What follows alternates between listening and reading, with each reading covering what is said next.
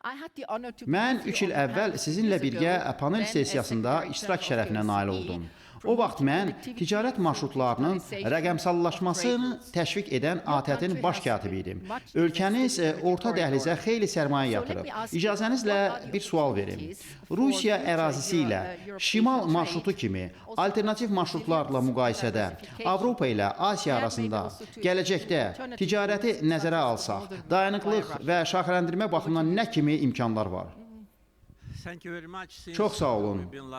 Sonuncu dəfə panel sessiyasında görüşdükdən sonra regionumuzda dəhlizlər və bağlantılar baxımından xeyli dəyişikliklər olub. Həmin dövrdə Azərbaycan fiziki infrastruktura, o cümlədən dəniz limanları, dəmir yolları, magistral və hava yolları ilə yüklərin daşınmasına böyük sərmayələr yatırıb. Bir mənalı olaraq regional daşımalar qovşağına çevrilmək üçün sizin qonşularınızla yaxşı münasibətləriniz olmalıdır və Azərbaycanda həm qərb, həm də şərq istiqamətində belədir. Avropa ilə Asiya arasında yerləşən Azərbaycanın coğrafi mövqeyi üstünlükdür. Lakin fiziki infrastruktursuz onun mənası çox deyil. Ötən il biz Azərbaycan vasitəsilə daşınan yüklərin 100 mindən artıq nəqliyyat vahidi üzrə rekord göstərici əldə etdik. Bir neçə ildən sonra həmin göstərici 200 min və hətta 300 min nəqliyyat vahidinə çatacaq. Hədəf 500 min nəqliyyat vahididir. Biz bu məqsədlə artıq dəniz limanımızın genişləndirilməsinə başlamışıq və hazırda orada sərmayələr yatırılır. Regional bağlantı layihələrinə gəldikdə, söhbət təkcə dəmir yollarından getmir. Həmçinin fiber optik kabellər də nəzərdə tutulur. Hazırda Xəzər dənizinin dibi ilə fiber optik kabelin çəkilməsi üzərində Mərkəzi Asiyadakı tərəfdaşlarımızla sıx işləyirik. O, bu il hazır olmalıdır və Ermənistanla sülh qurulduqdan sonra yeni imkanlar əldə olunur. Azərbaycandan Ermənistana və oradan Avropa istiqamətində gedən dəhlizin yük həcmi baxımından böyük potensialı var. Azərbaycan hazırda öz ərazisində dəmir yolunun çəkilməsinə sərmayə yatırır.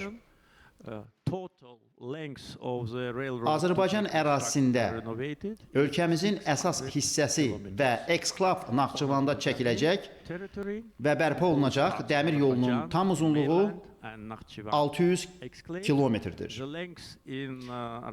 Ermənistanda həmin yolun uzunluğu 40 kilometrdən biraz çoxdur.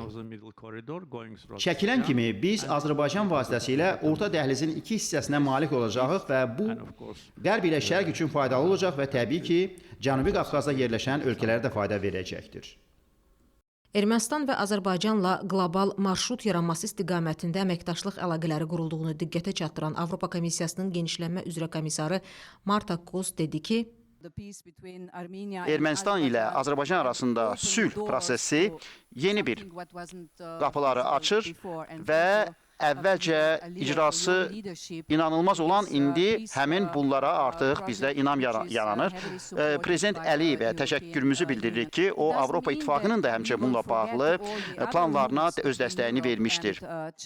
Çindən Avropaya gedən istiqamətə gəldikdə biz istərdik ki, bu şaxələndirilmiş formada olsun və burada özəl şirkətlər özləri seçim etmək istəyirlər ki, yəni qısa müddət ərzində daha çox yükləri çatdıra bilsinlər. Yekun nəticədə Trans-Xəzər marşrutu ilə 2030-cu ilə qədər 3 dəfə artım ola bilər və bu da artıq böyük yüklərin daşınması deməkdir ki, bu da cəlbedicidir bizneslər üçün.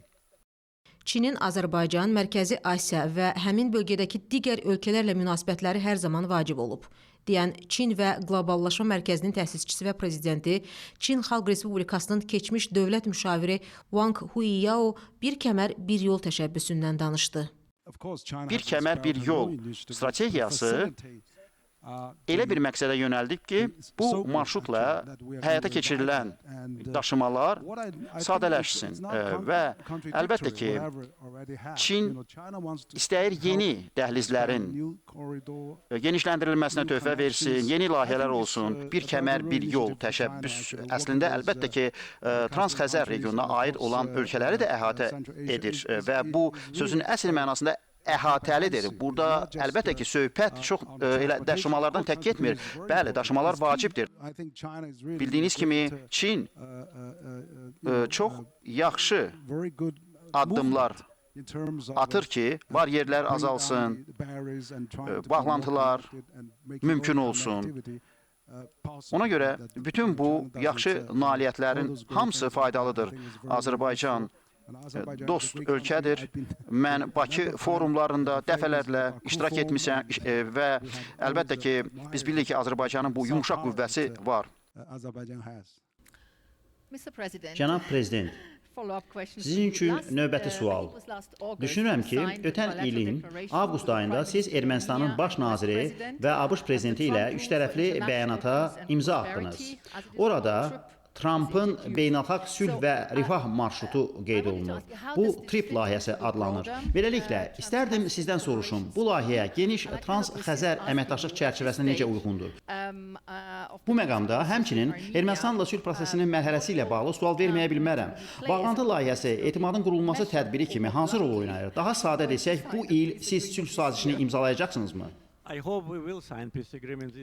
Ümid edirəm bu il biz sülh sazişini imzalayacağıq. Mən bu haqda artıq dəfələrlə danışmışam və bildirmişəm ki, sülh sazişinin Ağ Evdə ABŞ prezidentinin iştirakı ilə paraflanması, Ermənistanın baş naziri və öz tərəfindən Prezident Trumpın da şahid qismində bəyannamənin imzalanması söyləməyə əsas verir ki, sülh artıq əldə olunub.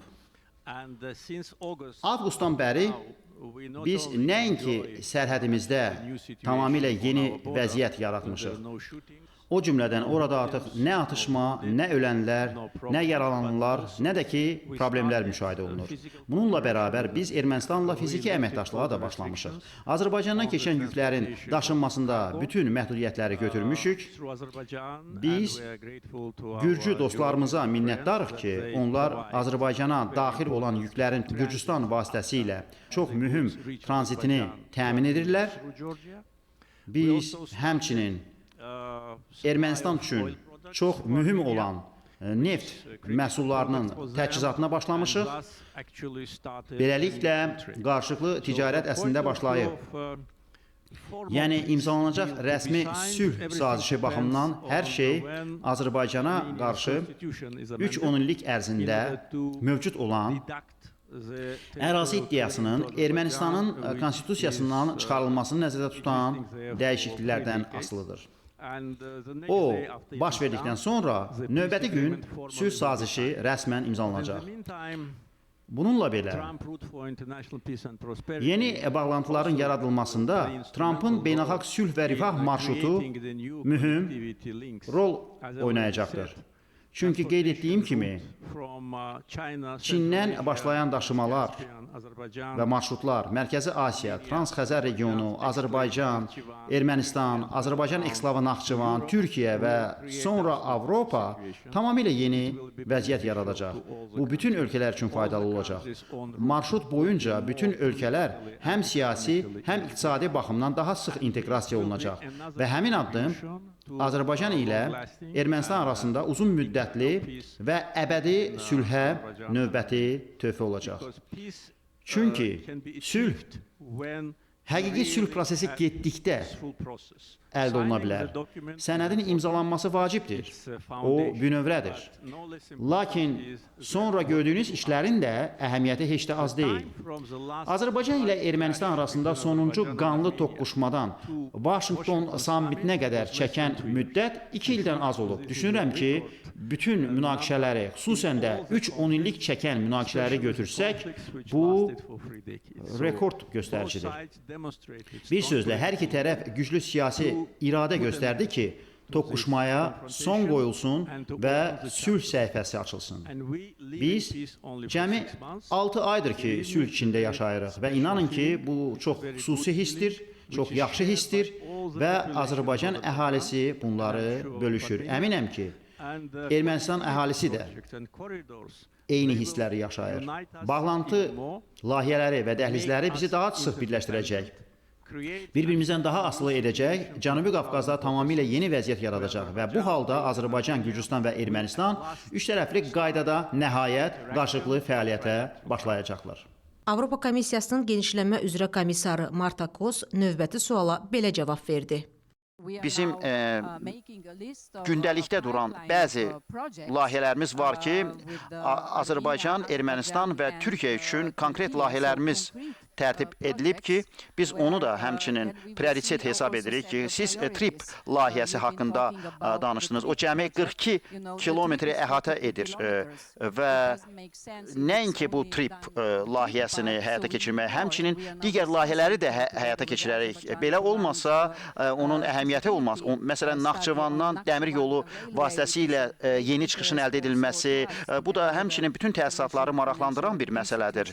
Hesab edirəm ki, bu əsaslarla özəl sektorda öz təklifləri ilə çıxış edə biləcəkdir. Bilirsiniz, bəzi hallarda Avropa İttifaqında qərarların qəbul edilməsi prosesi o qədər də asan deyil. Lakin bu dövrdə görürük ki, məsələn, Naxçıvan istiqamətində o TRIP layihəsinin həyata keçirilməsi bütövlükdə şəraiti dəyişəcək. Daha sonra isə Türkiyəyə çıxış əldə olunacaqdır. Moderatorun 15 il sonra yüklərin həcm baxımından orta dəhlizin şimal marşrutunu üstələyə biləcəyi ilə bağlı suala cavabında Wang Huiyayo belə dedi. Mənə elə gəlir ki, bütün tərəflər rifah əldə edəcəkdir. Mərkəzi Asiyadakı ölkələr də çox sürətlə inkişaf edir. Çin isə onların bir qonşusu olaraq güdəyimi də artırmaqdadır. Ticarət daha da arta bilər. Düşünürəm ki, yeni dəhlizlər əlavə fəaliyyətlərə bir təkan verəcəkdir. Ona görə düşünürəm ki, bu dəyərlidir, effektivdir və bəlkə də növbəti bir orta bir dəhliz layihəsi çıxacaq.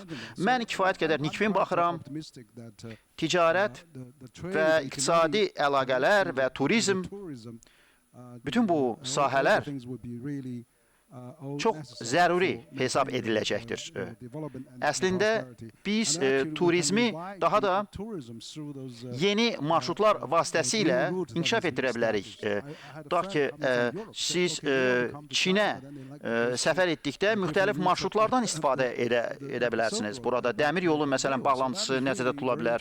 Düşünürəm ki, bu bizə daha çox imkanlar yaradacaq və cənab prezidentin söylədiyi kimi bizə sabitlik və sülh, dayanıqlı sülh lazımdır. Belə olan halda daha çox iqtisadi təmaslar qurulacaqdır. Bu və ya digər marşrutla olsa, istənilən bir marşrutla faydalı olacaqdır.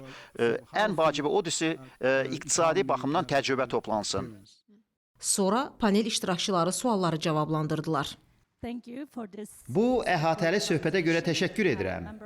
Türkiyədən olan millət vəkili, həmçinin Münxen gənc lideriyəm.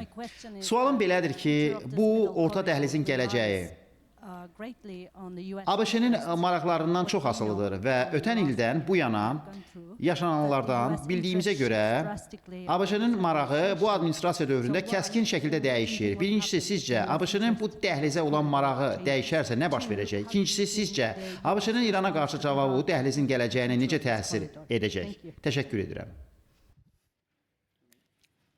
All of you. Or whoever wants to go first.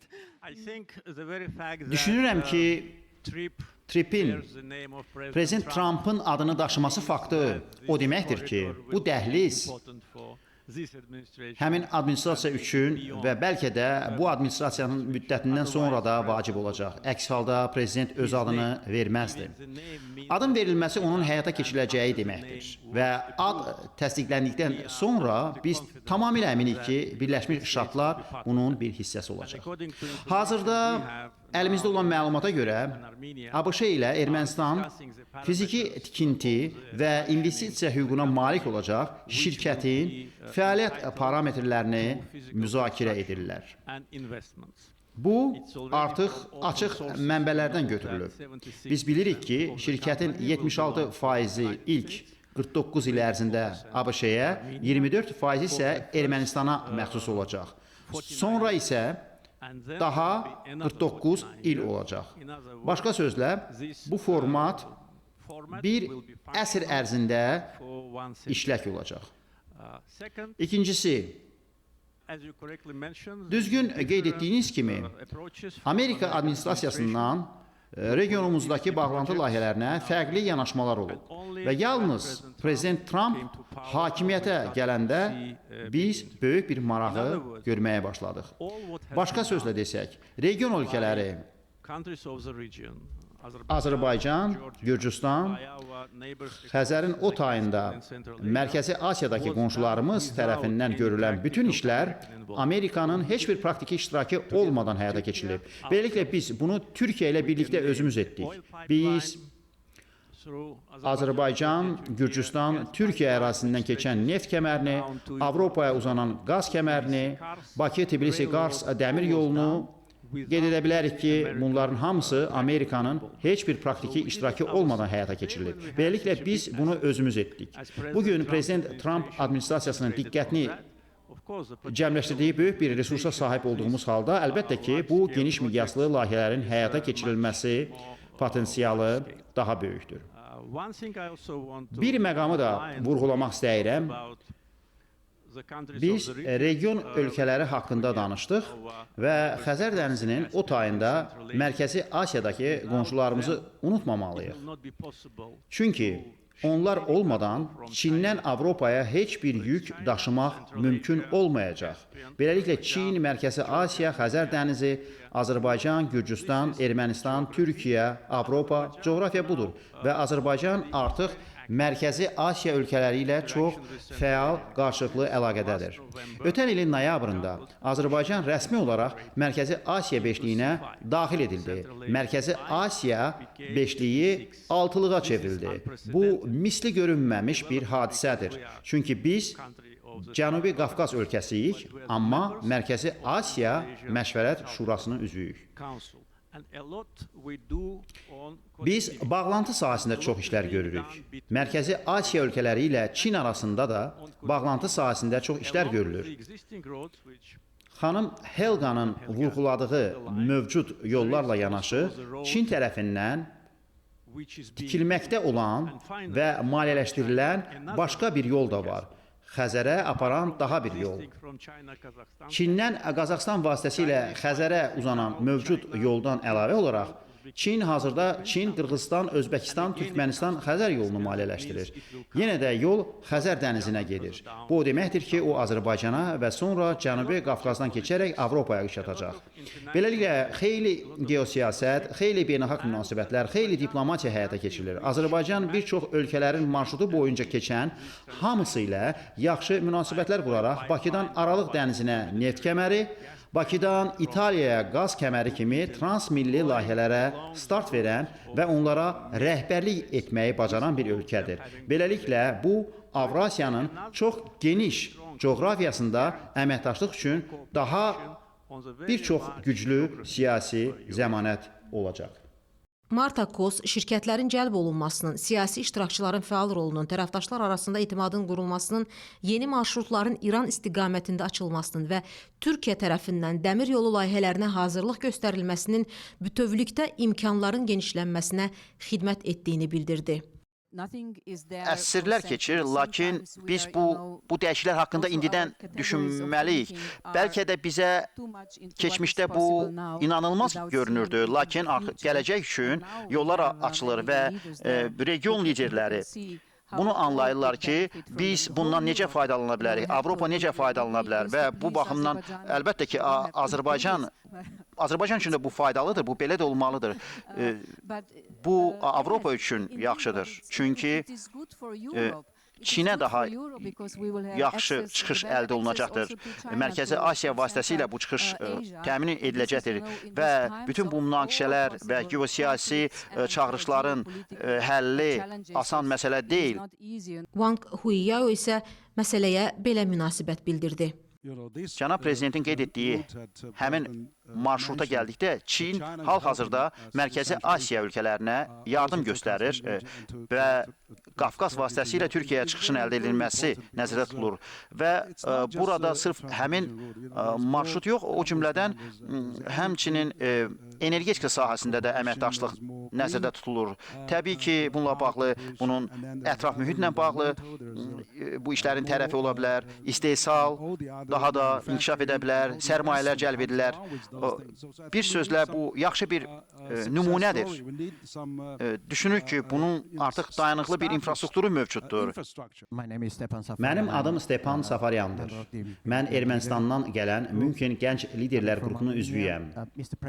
Cənab Prezident, sual verməzdən əvvəl qeyd edim ki, haqqında danışdığınız və bəzi narahatlıqlarınızı ifadə etdiyiniz Ermənistanın müstəqillik bəyannaməsinin müddəası effektiv deyil. Sizin administrasiyanız təkcə administrasiyanız deyil, digər hökumətlər də Konstitusiya Məhkəməsinin bu məsələ ilə bağlı qərarı ilə kifayət qədər yaxşı tanışdılar. Hazırda Ermənistanda aparılan konstitusiya dəyişikliklərinin bu iddialar və qorxularla heç bir əlaqəsi yoxdur. Lakin icazə verin, sizə ötən ilin avqustun 8-də Vaşinqtonda imzalanmış təşəbbüsdən əvvəl Bidenin administrasiyası dövründə imzalanmış digər mühüm təşəbbüsü xatırladım. Söhbət sülh yolu kəsişməsi təşəbbüsündən gedir və komissar tamamilə haqlıdır. Trip təxminən 42 kilometrdir. Lakin bu təşəbbüs, sülh yolu kəsişməsi bütün təşəbbüslərin, bağlantı təşəbbüslərinin nizamlanması baxımından olduqca maraqlı bir təşəbbüsdür. İstər İpək yolu, istər bir kəmər və yol, istər Trans-Xəzər dəhlizi, istərsə də Körfəz, Qara dəniz dəhlizi olsun. Buna görə də o çox inklüzivdir. Gürcüstanı və regiondakı digər ölkələri əhatə edir. Bəs sizin bu çox mühüm məqama münasibətiniz necədir? Bu layihəni belə dinamikaya nə gətirir? Xüsusən də onun Vaşinqtondakı hər iki administrasiyası tərəfindən uzun müddətə, təkcə 4 illik müddətə deyil, 100 il və hətta daha çox müddətə dəstəkləndiyini nəzərə alsaq. Təşəkkür edirəm. Ermənistan konstitusiyasının hüquqi məsələsinə gəldikdə çox təfərrüatlara varmaq istəməzdim. Amma sizin şərhiniz məni sadəcə onu deməyə məcbur etdi ki, Azərbaycana birbaşa ərazi iddiasını ehtiva edən Ermənistanın müstəqillik bəyannaməsi sizin konstitusiyanızın bir hissəsidir və bəli, konstitusiyanın preambula hissəsindədir. Gəlin indi tədbir bitirməzdən əvvəl Wikipediyadan yoxlayaq. Konstitusiya Məhkəməsinin heç bir qərarı Konstitusiyadan üstün deyil. Mən hüquqşünas deyiləm, lakin hətta mən də bunu bilirəm. Buna görə də Ermənistan Konstitusiyasından müstəqillik bəyannaməsinin çıxarılması sülh müqaviləsinin imzalanması üçün yeganə qalan ilkin şərtdir. Düşünürəm ki, Ermənistan və Azərbaycan rəhbərlikləri arasında hansı addımların atılması və bunların hansı ardıcıllıqla edilməsi barədə xeyli anlaşma var. Sülh yolu kəsişməsinə gəlincə, bilirsiniz, Prezident Trump yenidən hakimiyyətə qayıdanda o TRIP layihəsinə start verdi. Odur ki, Prezident Biden qaydanda sizin sülh yolu kəsişməsi layihəsini yenidən başladar. Manqolistan nümayəndəsinin 14-16 ölkənin sərhədlərindən keçən marşrutlarda gömrük prosedurlarının sadələşdirilməsi, tranzit səmərəliliyinin artırmaq üçün hansı real addımların atılması və bu prosesdə Dünya Bankı ilə Avropa Yenidən Qurma və İnkişaf Bankının oynaya biləcəyi fəal rolla bağlı suala cavabında Marta Kos bildirdi ki, bütün nazirlər bu istiqamətdə addım atmalıdırlar. hökumətlər işləməlidir və bütün ölkələr, o cümlədən Avropa İttifaqının 27 ölkəsi, Azərbaycan, Ermənistan, Türkiyə, Mərkəzi Asiya dövlətləri düşünməlidir ki, necə etməliyik ki, biz həmin maneələri aradan qaldıraq. Necə çalışmalıyıq ki, beynəlxalq səviyyədə qarşılıqlı şəkildə bu işlər görülsün. Ona görə belə bir platforma olarsa, biz nəinki hökumət rəsmiləri arasında, o cümlədən biznes strukturlar və təsisatlar arasında qarşılıqlı əlaqəni yarada biləcəyik. Əgər biz buna müvəffəq olsaq, işlər daha asan şəkildə gedəcəkdir və beləliklə biz həmin maneələri çox rahat şəkildə aradan qaldıracağıq. Rusiya hücumları təkcə Ukraynanın enerji infrastrukturunu hədəfə almır. Eyni zamanda Ukraynada Azərbaycan şirkətlərinə məxsus olan enerji obyektləri hücuma məruz qalır. Beləliklə mənim sualım bundan ibarətdir. Siz bu məsələni şəxsən Putin qarşısında qaldırmısınızmı və bu hücumları necə görürsünüz? Bu Bakı üçün bir siqnaldırmı və ya başqa cür desək sizin Rusiya ilə münasibətlərinizdə nə baş verir? Əlbəttə ki, bu məsələ Xarici İşlər Nazirlikləri və Prezident administrasiyaları səviyyəsində rəsmilərimiz arasında çox saylı təmaslar zamanı dəfələrlə qaldırılmışdır. Ukraynada təkcə Azərbaycanın enerji infrastrukturuna hücumlar olmayıb. Eyni zamanda Azərbaycanın Ukraynadakı səfirliyi 3 dəfə hücuma məruz qalıb. Birinci hücumdan sonra biz düşündük ki, bu təsadüfən baş verib və Rusiyalı həmkarlarımıza Azərbaycanın diplomatik nümayəndəliklərinin, o cümlədən konsulluq idarəsinin, mədəniyyət mərkəzlərinin və səfirliyimizin bütün koordinatlarını təqdim etdik. Buna baxmayaraq 2 əlavə hücum oldu. Beləliklə bu Azərbaycanın diplomatik nümayəndəliyinə qəsdən edilmiş bir hücum idi və biz xüsusi bəyanat yaydıq. Rusiya səfiri dəvət olundu və ona diplomatik nota verildi. Biz yalnız diplomatik yolla hərəkət edirik. Bundan başqa heç nə edə bilmərik. Lakin əlbəttə ki, bu hərəkətlər Azərbaycana qarşı qeyri-dost hərəkəti hesab edilir. Mən sizin sualınızı başa düşürəm və sadəcə sizə məlumat vermək istəyirəm ki, Azərbaycan hökuməti tərəfindən bütün zəruri diplomatik addımlar atılıb. Bununla biz gəlib sona çıxırıq. Düşünürəm ki, çox maraqlı panel sessiyamız oldu və çox maraqlı və güclü mesajlar verildi və bütün auditoriyadan xahiş edərdik ki, indi iştirakçılarımızı bir daha salamlayaq.